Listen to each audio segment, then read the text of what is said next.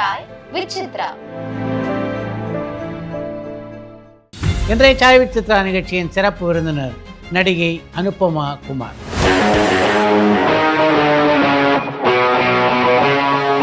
பொக்கிஷம் படத்திலே சேரனுடைய மனைவியாக அறிமுகமான அனுபம் குமார் தன்னுடைய 5வது படத்திலேயே சிறந்த குணச்சித்திர நடிகைக்கான விஜய் டிவி விருதினை வென்றவர்.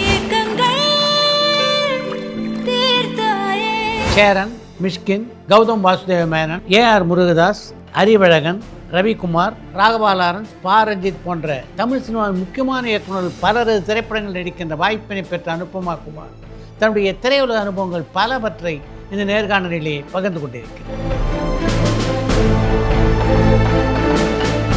நம்ம ஆளுங்க தானே நம்மள இவ்ளோ தூரம் சப்போர்ட் பண்ணி கூட்டிட்டு வந்தாங்க. அவங்களுக்கு தெரியாதா அவங்களோட பெஸ்ட் ஹாலிடேஸ் நம்ம கூட தான். GT Holidays, South India's #1 travel brand.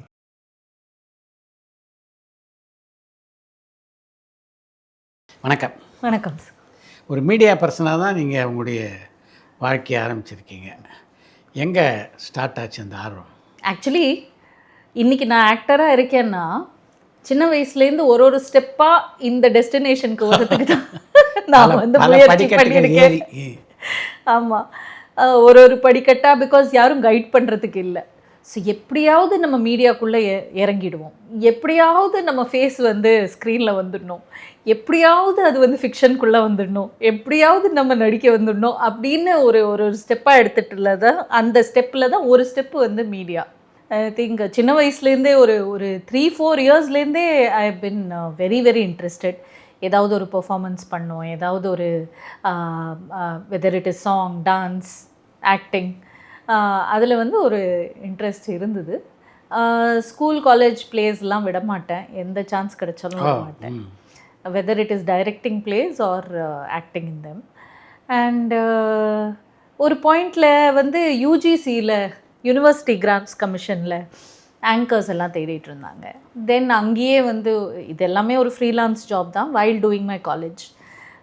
So அங்கே ஆங்கரிங்கும் பண்ணிவிட்டு அவங்களோட ஷோஸை டைரக்டும் பண்ணிகிட்டு இருந்தேன். அங்கே டெல்லியில் இருந்ததுனால தூர்தர்ஷனில் நிறைய சின்ன சின்ன ப்ரோக்ராம்ஸ் எல்லாம் இருக்கும். ஸோ அதெல்லாம் வந்து ஆங்கரிங் பண்ணிகிட்டு இருந்தேன்.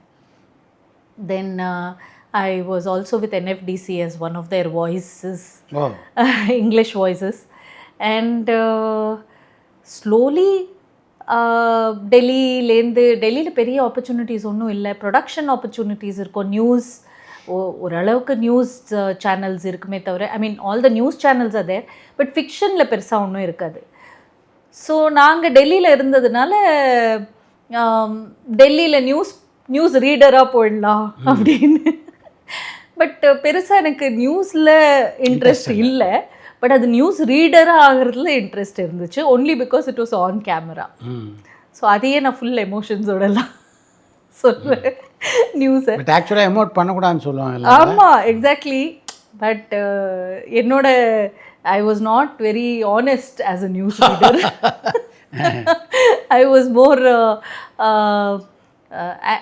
ஆக்சுவலி அதான், நான் வந்து நிறையா விஷயம் ட்ரை பண்ணி finally I am here and I think this is me.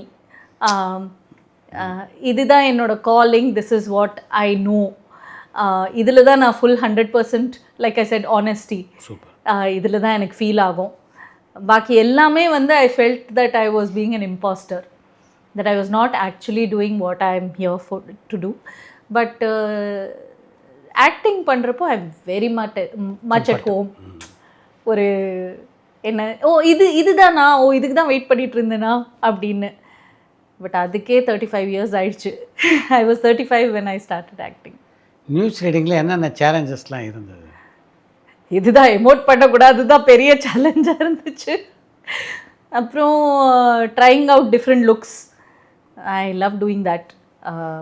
நீங்கள் பார்த்தீங்கன்னா என் படத்துலேயும் வந்து ஐ ட்ரை மை பெஸ்ட். ஒரு படத்தோட லுக்கு இன்னொரு படத்தில் வராத பார்த்துப்பேன், whether it is body language ஒரு சின்ன சின்ன சம் டிஃப்ரென்சஸ் இன் கேரக்டர்ஸ்.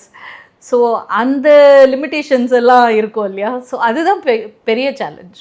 எப்படியாவது சினிமாவில் தலை காட்டணும் அப்படின்னு எந்த காலகட்டத்தில் தோணுச்சு, எதனால் தோணுச்சு? எனக்கு தெரிஞ்சு 3 வயசு 4 வயசுலேயே தோணுச்சு. ஆமாம், எங்கள் அப்பா வந்து ஏர்ஃபோர்ஸில் இருந்தார். அப்போது வந்து அஸ்ஸாமில் ஹி வாஸ் போஸ்டட் இன் அஸ்ஸாம்.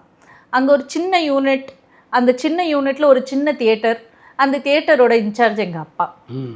அதில் வந்து எந்த படம் ஓடினாலும் நான் வந்து எவ்ரிடே பார்ப்பேன். எவ்ரிடே என்னை கூட்டிகிட்டு போயிடுவார். எவ்ரிடே நான் வந்து அந்த படத்தை பார்ப்பேன். எங்கள் அம்மா சொல்கிறாங்க, படம் முடிஞ்ச உடனே நான் அழ ஆரம்பிச்சிடுவேன் நான். ஸோ அதனால எனக்காக அந்த லாஸ்ட் ரீல் மறுபடியும் போடுவாங்களாம். பிகாஸ் அவர் தான் இன்சார்ஜுனால எனக்கு வந்து அந்த so I wouldn't want that cinema to end.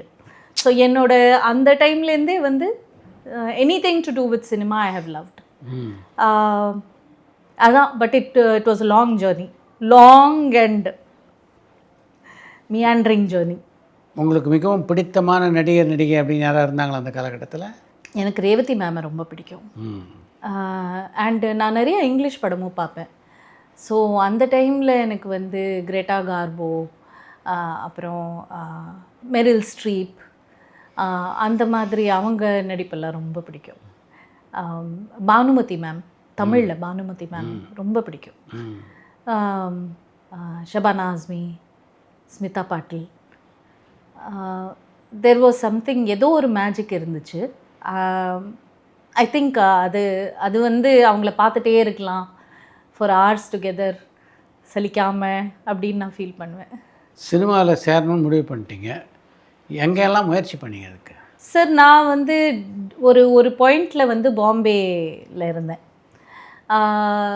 அப்போது வந்து எல்லா ஆடிஷனுக்கும் போயிடுவேன். எங்கள் வீட்டில் வந்து கொஞ்சம் சினிமானா பயம், ஆஸ் யூஷுவல். அவங்களுக்கு சினிமானா என்னென்னே தெரியாது. கொஞ்சம் கூட ஒரு என்ன சொல்கிறது, cut off from cinema field. அதனால் அவங்க வந்து இந்த நியூஸில் படிக்கிறது, இந்த கிசுகிசுப்பு அதெல்லாம் படித்து தான் வந்து கொஞ்சம் ஒரு மாதிரி வேண்டாம், சினிமா வேண்டாம் அப்படின்னு ஒரு என்னை ரொம்ப டிஸ்கரேஜ் பண்ணிகிட்டு இருந்தாங்க. தியேட்டருக்கு வேணால் போவோம், உனக்கு ஸ்கூல் காலேஜில் நடித்தது போதும், ஆங்கரிங் கூட பண்ணலாம், ஆட் ஃபில்ம் கூட பண்ணலாம், நோ சினிமா. ஆனால் நோ சினிமா. ஆனால் எனக்கு வந்து ஆட் ஃபில்ம்ஸ் நிறையா பண்ணியிருக்கேன். பட் அந்த சினிமாவில் ஒரு கேரக்டரை வந்து ஃப்ரம் பிகினிங் டு எண்டு காமிக்கிற ஒரு சாட்டிஸ்ஃபேக்ஷன் வந்து அது கிடைக்காது. ஆமாம், ஒரு டைம், ஒரு ஸ்பேஸ் டு எமோட். ஸோ பாம்பேயில் வந்து கிடைக்கிற வாய்ப்பெல்லாம் ஆடிஷனுக்கு போயிட்டுருந்தேன்.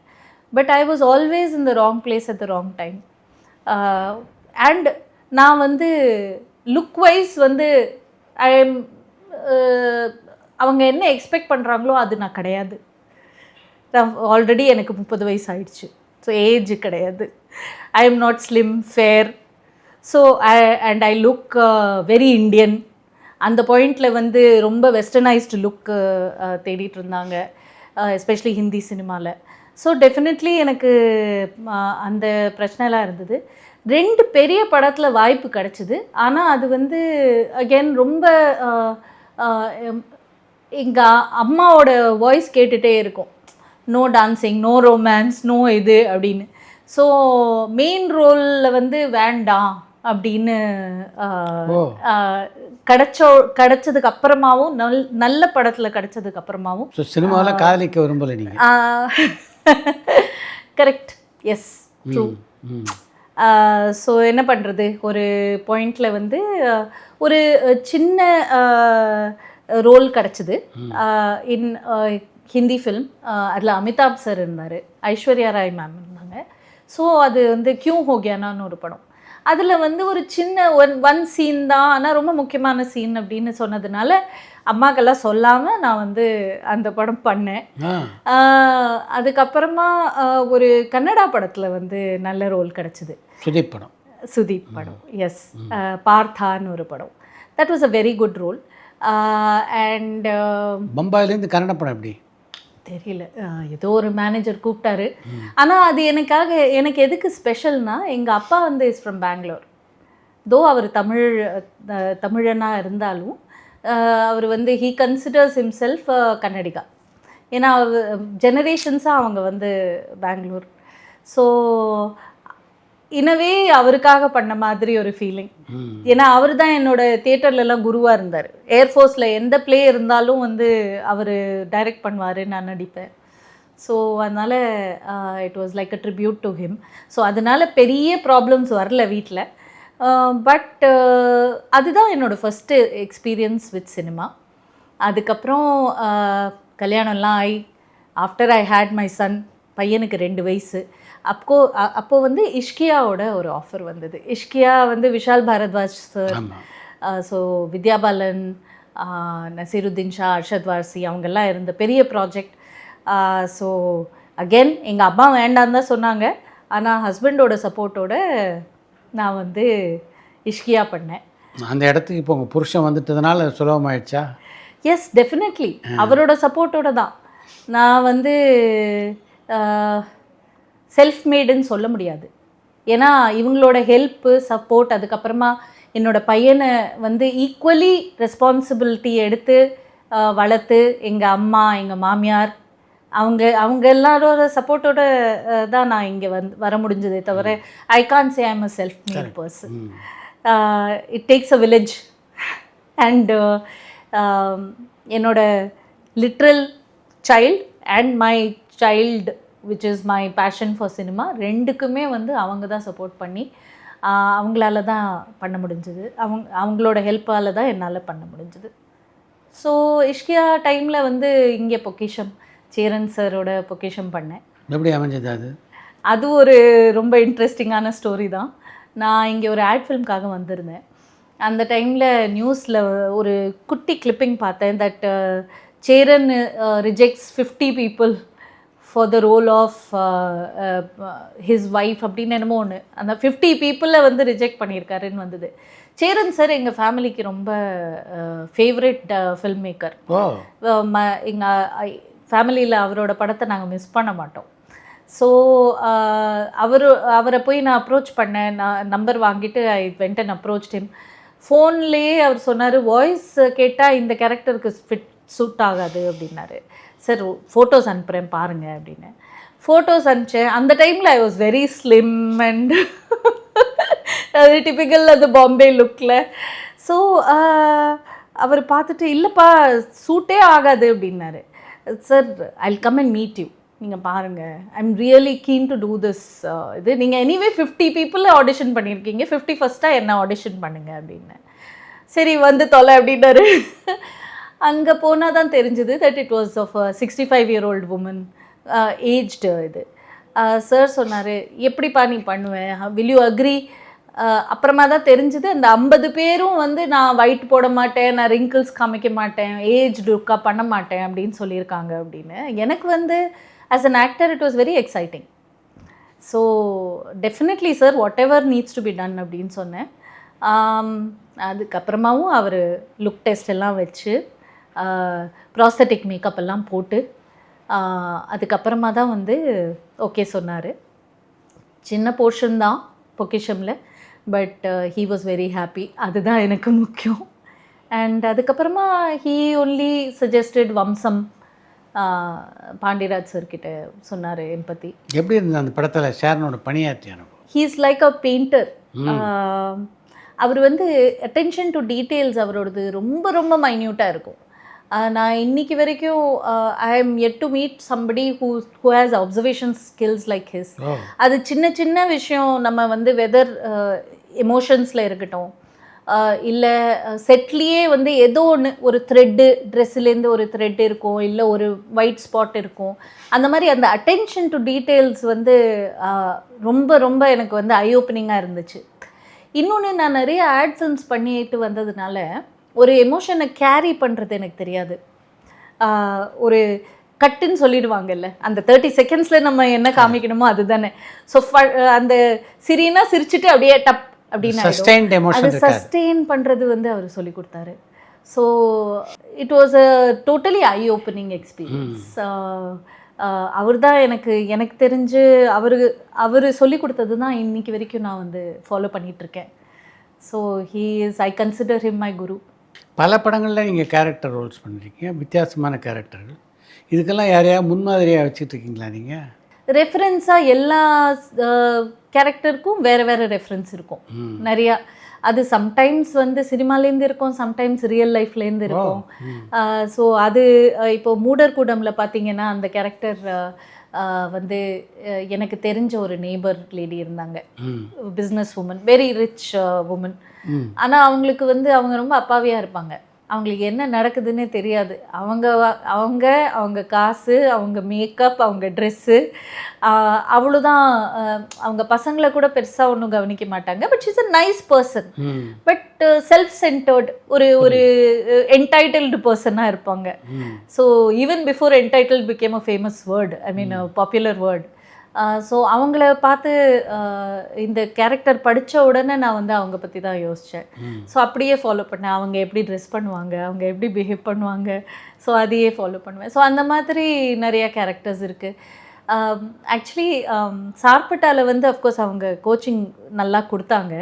பட் அவங்க இங்கிலீஷ் பேசணும்னு சொன்ன உடனே, இந்த கேரக்டர் இங்கிலீஷ் பேசும் அப்படின்னு சொன்ன உடனே எனக்கு வந்து இந்த கோவிட் டைமில் ஒரு பாட்டி வந்து ரொம்ப ஃபேமஸ் ஆனாங்க, இங்கிலீஷ் பேசுகிற பாட்டி. ஸோ அவங்க வந்து ஏதோ ஒரு கான்வெண்ட்டில் படிச்சிருக்கேன் அப்படின்னுலாம் சொல்லுவாங்க, ரொம்ப க்யூட்டாக இங்கிலீஷில். ஸோ அதை அப்படியே நான் பிக்கப் பண்ணி அதை ஃபாலோ பண்ணேன். ஸோ அந்த மாதிரி ஏதாவது ஒன்று நான் பார்த்துருக்கேன்னா அதை ரெஃபரன்ஸாக யூஸ் பண்ணிப்பேன். தமிழில் நடிக்க ஆரம்பித்த சில காலங்கள்லேயே வந்து சிறந்த குணச்சித்திர நடிகைக்கான விருது வந்து 30 கற்பனைகளுக்காக கிடைச்சது. எப்படி இருந்தது அப்போ உங்களுக்கு? டெஃபினெட்லி எதிர்பார்க்கல. நான் வந்து டிவியில் விஜய் அவார்ட்ஸ் எல்லாம் பார்க்குறப்போ, ஒரு நாளைக்கு நமக்கும் இந்த மாதிரி ஒரு ரோல் கிடைக்குமா, விச் வில் அவார்டோட ஜாஸ்தி எனக்கு அந்த ரோலில் இன்ட்ரெஸ்ட், அந்த மாதிரி ரோல் கிடைக்குமா நமக்கு அப்படின்னு. ஸோ அது அந்த படம் வந்து லிஸ்ட்லேயே இருக்குமா இல்லையா அது கூட நமக்கு தெரியாது. பட் அப்புறமா எனக்கு தெரிய வந்தது தட் அகெயின் அதுக்கும் நான் வந்து சேரன் சாரோட ஒய்ஃபுக்கு தான் தேங்க்ஸ் சொல்லணும் அப்படின்னு. அது எதுக்குன்னா அவங்க வந்து வேறு ஆர்டிஸ்ட், சீனியர் ஆர்டிஸ்ட்டு தான் வந்து டிசைட் பண்ணியிருந்தாங்க. இன்ஃபேக்ட் அந்த 5 பேர் நாமினேட் ஆவாங்கல்ல, அதில் வந்து 2 படம் அந்த ஆர்டிஸ்டோட படம் தான் இருந்துச்சு. So and she is the best in the, she is amazing. So அவங்களுக்கு தான் கிடைக்க போகிறது அப்படின்னு சீலெல்லாம் பண்ணிவிட்டு வீட்டுக்கு வந்துட்டாங்க. அதுக்கப்புறமா கதவு திறக்கிறப்போ இட் சீம்ஸ் மேம் வந்து அழுதுட்டு இருந்தாங்களாம், சேரன் சாரோட ஒய்ஃப்.